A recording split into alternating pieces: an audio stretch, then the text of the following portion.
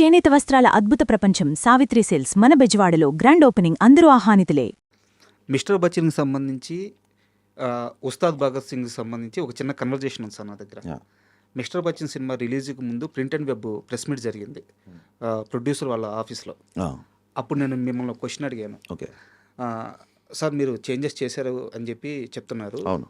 కానీ first half వరకు hero characterisation అంటే మీరు చెప్పారు ఈ రైడ్ ఇదంతా సెకండ్ హాఫ్లోనే స్టార్ట్ అవుద్ది, ఫస్ట్ అవును. హాఫ్ అంతా చాలా ఎంగేజింగ్గా వెళ్ళొద్దు అని చెప్పారు.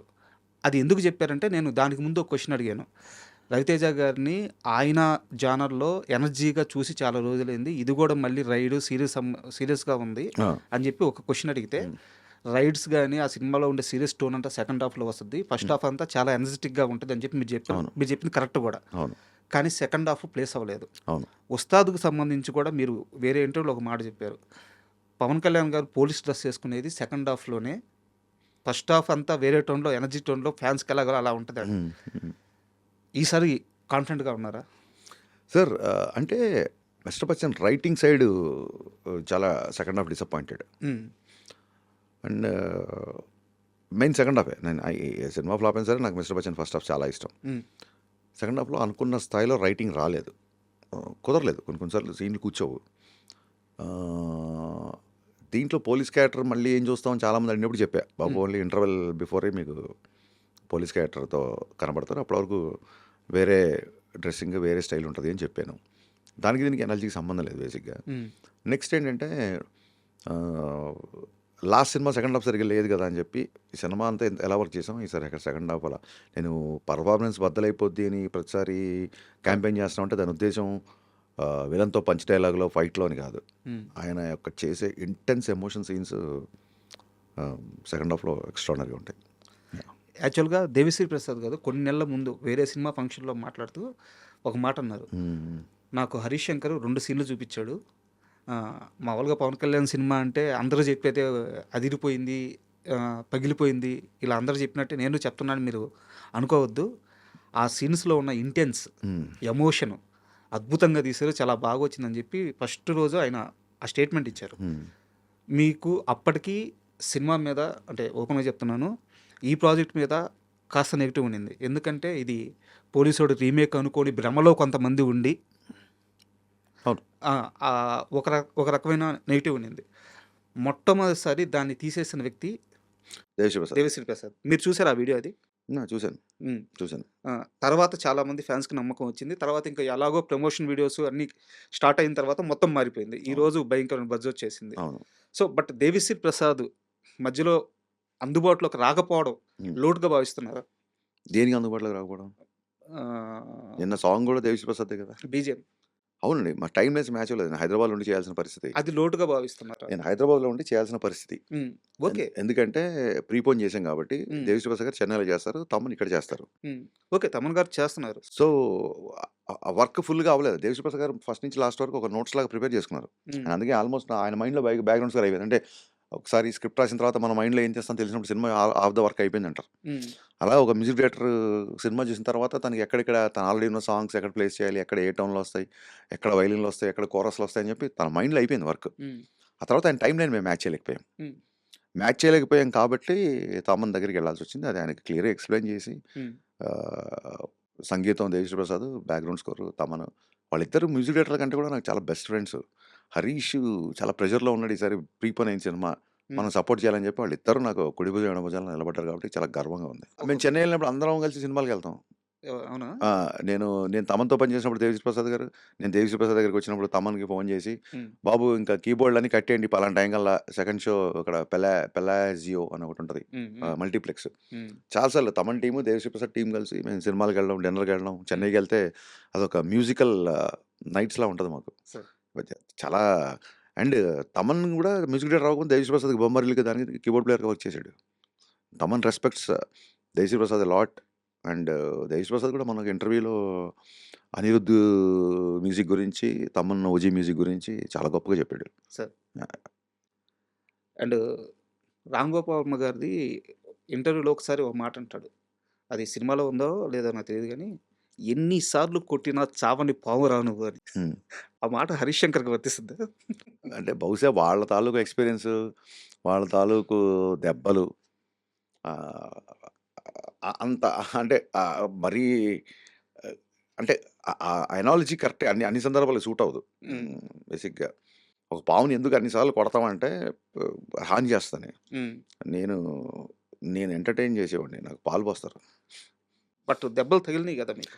ఎవరికి తగలేదు సార్? మీకు తగలేదా? ఇంటర్వ్యూ చేసి మీకు తగలేదా? హ్మ్. ఈ స్థాయికొచ్చి మీరు కూర్చొని ఇంటర్వ్యూ చేస్తున్నారు. మీకు తగిలినప్పుడు ఇంటర్వ్యూ చేయని వ్యక్తికి నాకు డెఫినిట్‌గా ఇంటూ ఎక్సే ఉంటాయి కదా నాకు కూడా. దెబ్బలు తిననోడు ఎవడు? దెబ్బలు తినకుండా అందుకే కదా మా పాటలో లైన్ రాసాం. మెత్తని మట్టిలో మొలిచిన మొలకవు కాదు నువ్వు. హ్మ్. బండరాళ్ళను బద్దలు కొట్టిన మొండి మొక్కవు. బండరాళ్ళంటే సర్కమ్‌స్టాన్సెస్ మనుషులో లేకపోతే మనకి పడని వాళ్ళో, మనకి ఇంకో వర్గం అని కాదు అక్కడ మీనింగ్. స మనకున్న సర్కమ్‌స్టాన్సెస్ మనం ఎదుగుతుంటే మనకి అడ్డుపడి ఉండే రాళ్ళను కూడా కొన్ని చూడండి గుట్టల్లో, కొమ్మల్లో ఒక సన్న మొక్క రాళ్ళ మధ్యలో ఉంటది. మనం ఆశ్చర్యపోతుంటారు ఎలా వచ్చింది భలే అవును. ఇక్కడికని. అది ఆ విజువల్ నుంచి వచ్చిన లైన్ అది. So, quite common. అంటే నేను మొన్ననే చెప్పాను ఎవరో ఇలా ట్రోల్ చేస్తున్నారు అది ఇది అన్నప్పుడు, మీరు ట్రోల్ చేస్తూనే ఉండండి. మేము కెమెరా రోల్ చేస్తూనే ఉంటాం అని చెప్పాను. 'రామయ్య వస్తావయ్య' ఫ్లాప్ అయిన తరువాత ఆ నా నా సోర్స్ నా before this question first 'shock' lyric గురించి మాట్లాడారు. హ్మ్. I was very emotional. ఆ తర్వాత 'రామయ్య' లైన్ గురించి మాట్లాడారు. ఆ తర్వాత 'మిస్టర్ బచ్చన్' స్క్రీన్ ప్లే గురించి మాట్లాడారు. ఈ 3 సినిమాల గురించి మాట్లాడారు ప్రస్తుతానికి. నాకు 'మిరపకాయ' అనే ఒక సంక్రాంతి బ్లాక్ బస్టర్ ఉంది. 'డీజే' అనే ఒక టైంలో ఆ టైంలో 'అల్లు అర్జున్' హైయెస్ట్ ఉంది. అవును సార్. 'గద్దలకొండ గణేష్' అని 'వరుణ్ తేజ్' ఉంది. 'Varun Tej' super duper hit block buster ఉంది. 'సుబ్రహ్మణ్యం సేల్' అని మన 'సాయిధరమ్ తేజ్' సినిమా ఉంది. ఈ హిట్ సినిమాలు వదిలేసి ఆడని 'మిస్టర్ బచ్చన్', 'రామయ్య వస్తే' పదే పదే వాటి గురించి మాట్లాడడంలో మీ ఉద్దేశ్యం ఏంటో నేను క్లియర్‌గా తెలుసుకోవచ్చా? నేను మాట్లాడిన ప్రతిసారి వాటిలో పాజిటివే తీసుకున్నాను. దేంట్లో అయినా పాజిటివ్ ఉంటది. బట్ అంటే నేను ఆడని సినిమాలోనే అంత పాజిటివ్ ఉంటే ఆడిన సినిమాలో ఇంకెంత పాజిటివ్ ఉండొచ్చు? అవును. అవును. అహా! మీ ఉద్దేశం అడుగుతున్నా అడగకూడదనలా. 'మిస్టర్ బచ్చన్' గురించి పోస్ట్ మార్టం అని ఒక ఎపిసోడ్ పెట్టండి 'ఐ డ్రీమ్‌లో' 2 గంటలు మాటాడతా నేను. 'మిస్టర్ బచ్చన్' గురించి నేను ఒక్క ప్రశ్నే అలాగే సార్ 'రామయ్య అడిగింది. వస్తాయి', అలాగే 'షాక్' గురించి ఎందుకు ఈ సినిమాలు పోయాయి అన్న దాని మీద మనం ఒక పోస్ట్ మార్టం పెడదాం. అప్‌కమింగ్ ఫిల్మ్ మేకర్స్ కూడా నేను చేసిన తప్పులు ఆళ్ళు చేయకుండా ఉంటారు. ఇక్కడ నా నాకసల క్వెషన్ వాటి గురించి ప్రస్తావించినందుకు కాదు. వాటి గురించే చేకు దీర్ఘమిస్తే ప్రస్తావించడంలో మీ ఉద్దేశ్యం ఏంటి అని అంతే. నా ఉద్దేశం వాటిల్లో గూడా మంచుంది. నాకు నచ్చినయి వాటి గురించి షేర్ చేసుకోవాలని ఫస్ట్ ఒకటి. Okay. And second thing 'Ramayya Vastavu' గురించి మళ్ళీ ఎందుకు ప్రస్తావించంటే నేను బేసిక్‌గా ఎన్టీఆర్ ఫ్యాన్. ఓహ్! అవునా? ఓకే.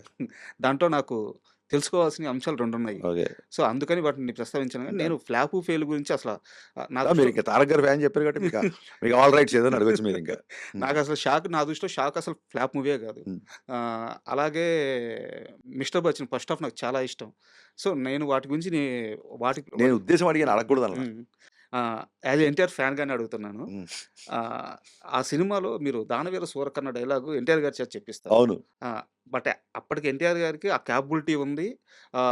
ఆయన చెప్పగలడు, మ్యాచ్ చేయగలడు. కానీ ఏ డైరెక్టర్‌కి ఆ ఆలోచన రాలేదు. మీరు మాత్రం ఎందుకు చెప్పించారు? ఇది నాకు ఒక క్వెషను. హ్మ్. దాని మీద ఇంకో క్వెషన్ కూడా ఇప్పుడే అడిగేస్తాను. ఎన్టీఆర్ గారిని ప్రెజెంట్ చేసిన విధానం.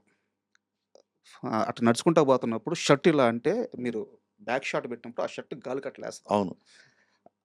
అంత స్టైలిష్‌గా, హ్మ్. అంత సూపర్‌గా ఎన్టీఆర్‌ని అప్పటి వరకు ఎవరు చూపించలేదు. అవును. నాకు ఈ 2 ప్రశ్నలకు సమాధానం చెప్పండి. అదే చూపించినందుకు దానికి అది ప్రశ్న ఎలా అవుతది? కాంప్లిమెంట్ అవుద్ది. మీరు చెప్పిన రెండో సెంటెన్స్ అనేది కాంప్లిమెంట్. హ్మ్. నాకు 'తారక్' గారు నేను 'మిరపకాయ', 'గబ్బర్ సింగ్' కంటే ముందు నుంచి నన్ను విపరీతంగా ఎంకరేజ్ చేసిన హీరోల్లో ఆయన ఒకళ్ళు. హ్మ్. నేను 'అదుర్స్‌కి' వినాయక్ గారి దగ్గర పనిచేశాను. హ్మ్. అప్పటి నుంచి నాకు ఆయన బాగా క్లోజ్. అంతకంటే ముందే ఆయనకి నేను ఎమ్మెల్యే అని చెప్పాను. హ్మ్. ఎందుకంత యంగ్‌గా చూపించారంటే నేను యంగ్‌గా చూపించలేదు. ఆ సినిమా అయినప్పుడు ఆయన చాలా యంగ్ ఇప్పటికి యంగే. విషయం ఏంటంటే 18 ఏళ్లకే 'సింహాద్రిలు', ఇండస్ట్రీ హిట్లు, 'ఆదిలు' విపరీతమైన ఒక గంభీరమైన పాత్రలు చేసేసి, ఒక సీమ బాధ్యతంతా భుజాల మీద యేసుకున్న భారీ పాత్ర లేకుండా ఒక కుటుంబ బాధ్యతంతా యేసుకున్న పాత్రలు ఇలాంటివి చేసేసి, ఆయనలో ఉన్న ఒక ఆ యవ్వనం దాన్నేమంటారు ఆ యూత్ అది ఎవరు ట్యాప్ చేయలేదు అప్పటి వరకు నాకు చాలా స్ట్రాంగ్ ఫీలింగ్. హ్మ్. అండ్ ఆయన భయంకరమైన ఏమంటారు సెన్స్ ఆఫ్ హ్యూమర్ మనం అసలు ఆయనతో ఉంటే నవ్వుతూనే ఉంటాడు. మనకు జోక్ చెప్తే మామూలోళ్ళు మామూలు నవ్వుతే ఆయన ఒక 2 నిమిషాలు నవ్వుతారు. ఇది గదా ఆయన యాంగిల్. మీరు 'రామయ్య వస్తే' ఆడియో ఫంక్షన్‌లు చూసుంటే ఓన్లీ ఎన్టీఆర్ గారి నవ్వులతో ఒక ఏవీ చేసాం. హ్మ్. అది రాజమౌళి గారికి బాగా నచ్చింది. మేము ఎప్పుడూ అనుకుంటుంటాం 'తారక్' స్మైల్ చాలా బావుంటుంది. ఎవరు కట్ చేయలేదు 'హరీష్' భలే కట్ చేసావు అని చెప్పి ఆయన కాంప్లిమెంట్ ఇచ్చారు. అవును. సో, అండ్ ఎక్కడో ఒక బీహెచ్ఎల్‌లో ఒక స్టూడెంట్ లైఫ్ బాగా గడపడం మూలంగా అసలు టైగర్ నేను ఎప్పుడు టైగర్ టైగర్ అనిపిస్తాను. టైగర్ని ఎవరు ఇట్లా చూపించలేదు కదా అని చెప్పి మీరు చెప్పిన ఆ స్టైలింగ్, ఆ డ్రెస్సింగ్ ఇదంతా నిన్ననే జీవితో ఇంటర్వ్యూ చేసిన ఐడిల్ బ్రెయిన్ జీవితో ఇంటర్వ్యూ చేసిన జీవి అన్నాడు. ఫస్ట్ హాఫ్ అయిపోగానే all NTR needs is right director and Harish Shankar touch is right card అని చెప్పి కొట్టగా నేను ఫోన్ అలా వేసేసి కొట్టేసాం అనుకోను. సెకండ్ హాఫ్ చూసాక ఎవరు మెసేజ్ లేదు. సో అదే ఒక చిన్న స్క్రిప్ట్లో అప్పటికే వేరే సినిమాలు వచ్చి మేము అనుకున్న సెకండ్ హాఫ్ ఆ సినిమాకి మ్యాచ్ అయ్యి దాన్ని షూటింగ్ స్టార్ట్ అయ్యి సెకండ్ హాఫ్ మార్చాల్సి వచ్చి అలా జరిగింది. అండ్ దానవీర శుక్రుని డైలాగ్ ఏంటంటే ఎన్టీఆర్ గారి వాచకం అద్భుతం. నేను కొత్తగా చెప్పాల్సిన అవసరం లేదు. గద ఫైట్ ఆల్రెడీ సినిమాలో ఉంది, రాసుకున్నాము. దానికి ఒక లీడ్ కావాలి. ఊరికే గదతో కొడితే ఏం బాగుంటుంది, ఒక లీడ్ కావాలి అని చెప్పి సీనియర్ ఎన్టీఆర్ గారి తర్వాత మళ్ళీ అంత వాచకం ఈయన వల్ల అవుతుంది అన్న దాంతో. And it's my favourite monologue. అంటే ఎన్టీఆర్ గారు కర్ణుడి పట్టాభిషేకం గురించి చెప్పే డైలాగులు ఏవైతే ఉన్నాయో అవి నాకు తెలిసి ప్రపంచంలో ఏ యాక్టర్ మళ్ళీ ఎప్పుడు అలా చెప్పలేడు నా స్ట్రాంగ్ ఫీలింగ్. అది ఒక లైబ్రరీలో ఎవరన్నా యాక్టింగ్ క్లాసెస్లో ఒక లెసన్గాను ఒక పాఠంగా పెట్టాల్సిన సీన్ అది. సూపర్. అది కొండవీటి వెంకటగా వెనుకుంటే డైలాగులు రాసింది. అవును సార్. ఆయన ఆ డైలాగులు రాయడము, ఆ సింగిల్ టేక్లో ఆయన చేయడము, ఆ కిరీటాన్ని వర్ణించే డైలాగులు ఉంటుంది, నేను చెప్పే ధైర్యం కూడా చేయను. అంత అద్భుతంగా నా ఫేవరెట్ డైలాగు. ఆయన మనోడితోనే సినిమా తీసే అవకాశం వచ్చినప్పుడు ఇంకా ఆయనకి పెట్టకపోతే ఎవరికి పెడతాం. ఈ టచ్లే హరీష్ శంకర్.